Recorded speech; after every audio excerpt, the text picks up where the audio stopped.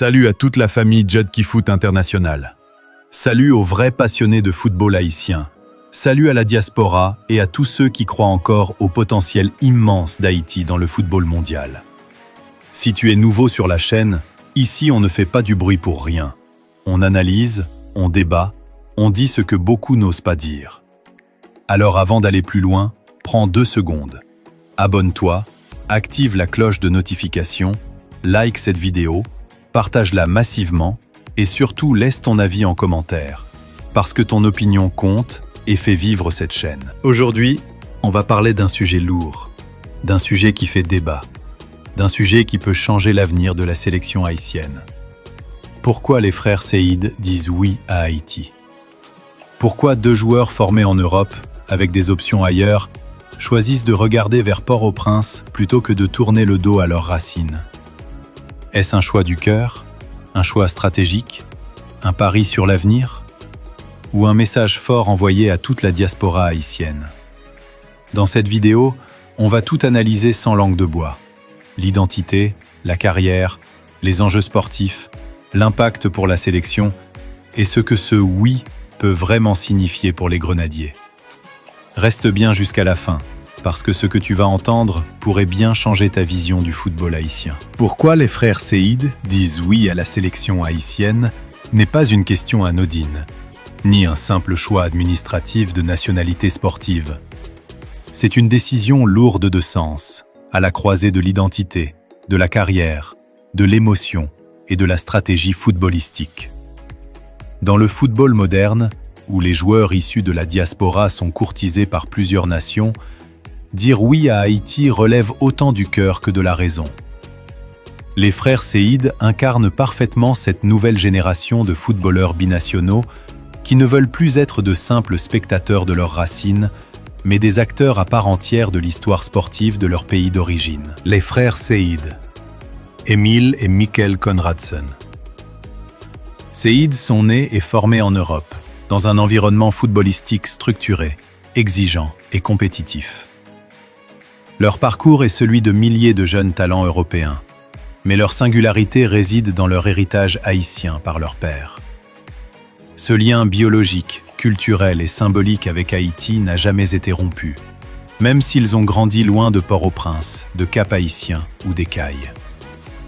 Dans l'imaginaire collectif haïtien, ces joueurs représentent une passerelle entre 2 mondes, l'Europe du football professionnel et Haïti, pays de passion, de résilience et de talent brut. Dire oui à la sélection haïtienne, pour les frères Seïd, c'est d'abord une affirmation identitaire.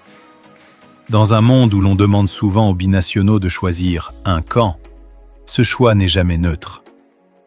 Il implique de s'exposer au regard du public, aux critiques, parfois aux incompréhensions. Mais il permet aussi de se reconnecter à une histoire familiale, à un héritage souvent raconté par les parents, les grands-parents, à travers des récits de migration, de lutte, de fierté et de survie. Pour beaucoup de joueurs de la diaspora, porter le maillot haïtien, c'est porter le nom de la famille. C'est rendre hommage aux sacrifices des générations précédentes. Sur le plan émotionnel, ce choix est puissant. Haïti n'est pas une sélection comme les autres. C'est un pays dont l'histoire est marquée par la résistance, par la première révolution noire victorieuse, par des combats constants contre l'adversité. Quand un joueur de la diaspora accepte de défendre les couleurs haïtiennes, il sait qu'il ne joue pas seulement pour des points FIFA ou des qualifications, mais pour un peuple qui vit le football comme une source d'espoir, de fierté et d'unité. Les frères Seïd ne peuvent ignorer cette dimension symbolique. Leur oui à Haïti résonne bien au-delà du terrain, mais réduire leur décision à une simple question d'émotion serait une erreur. Le football est aussi une carrière, et une carrière se construit avec des choix stratégiques. Pour Emile et Mikkel Seïd, la sélection haïtienne représente une opportunité sportive réelle et concrète. Dans une sélection européenne comme la Norvège, la concurrence est rude, structurée autour de joueurs évoluant dans les grands championnats, avec une hiérarchie déjà bien établie. Même avec du talent, s'imposer durablement en sélection A demande du temps, de la continuité et parfois une part de chance. Haïti, en revanche, offre aux frères Seïd un rôle beaucoup plus central.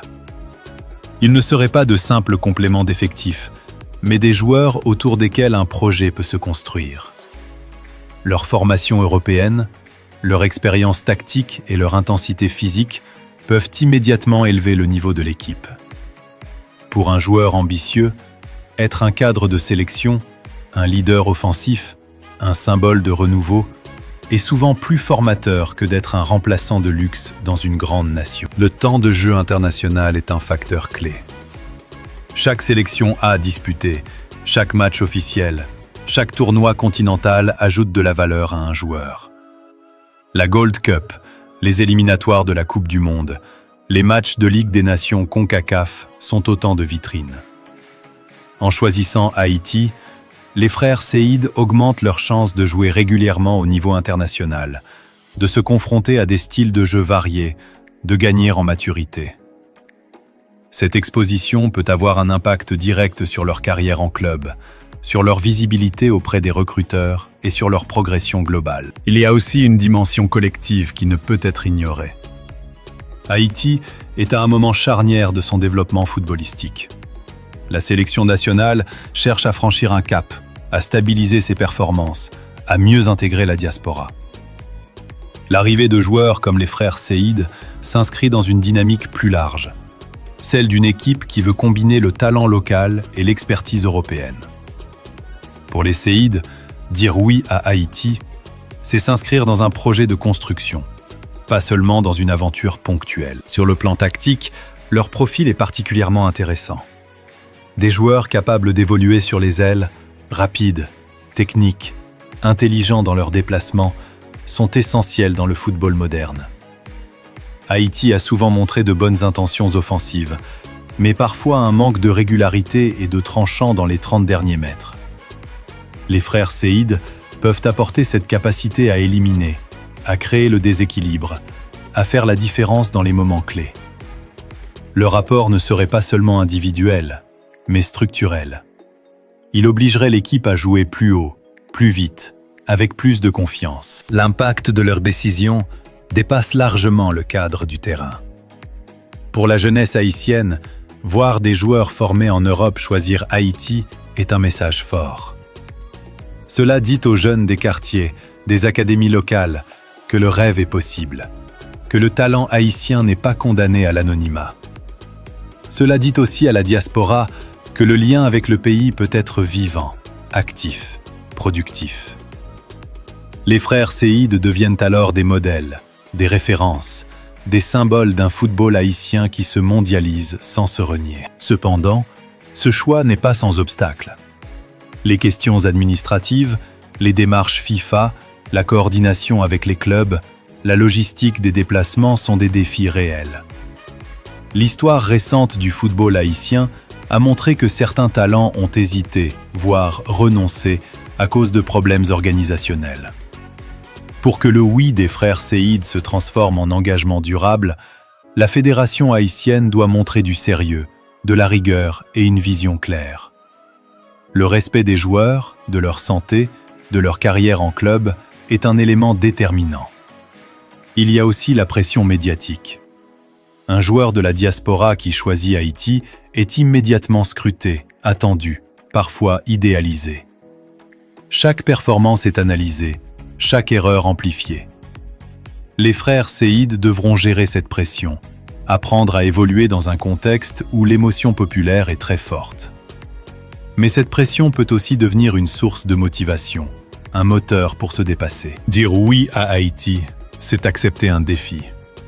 Un défi sportif, humain et symbolique. C'est jouer dans des conditions parfois difficiles, sur des terrains compliqués, dans des climats exigeants.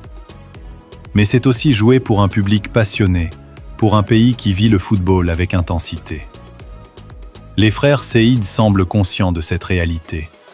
Leur ouverture à la sélection haïtienne montre une maturité, une compréhension profonde de ce que représente ce choix. À long terme, leur décision pourrait avoir un effet domino. D'autres joueurs de la diaspora, hésitants, attentifs, observeront leur expérience. Si elle est positive, structurée, valorisante, elle encouragera d'autres talents à franchir le pas. Les frères Séid peuvent devenir des pionniers, des déclencheurs d'une nouvelle ère pour la sélection haïtienne. En définitive, pourquoi les frères Séid disent oui à la sélection haïtienne? Parce que ce choix fait sens. Il fait sens sur le plan identitaire, en reconnectant un héritage familial à une réalité sportive. Il fait sens sur le plan de la carrière, en offrant des opportunités de jeu, de visibilité et de leadership. Il fait sens sur le plan collectif, en participant à la construction d'une sélection plus compétitive, plus crédible, plus ambitieuse. Et surtout, il fait sens humainement, parce que le football n'est pas seulement un métier, mais aussi une histoire, une appartenance, une responsabilité. Pour Jodki Foot International, ce sujet n'est pas seulement une analyse footballistique. C'est un débat de fond sur l'avenir du football haïtien, sur la place de la diaspora, sur la capacité d'Haïti à attirer, intégrer et valoriser ses talents. Les frères Séid ne sont pas seulement des joueurs potentiels de plus, ils sont un symbole. Et leur oui à Haïti, s'il se concrétise pleinement, pourrait marquer un tournant majeur dans l'histoire récente des Grenadiers.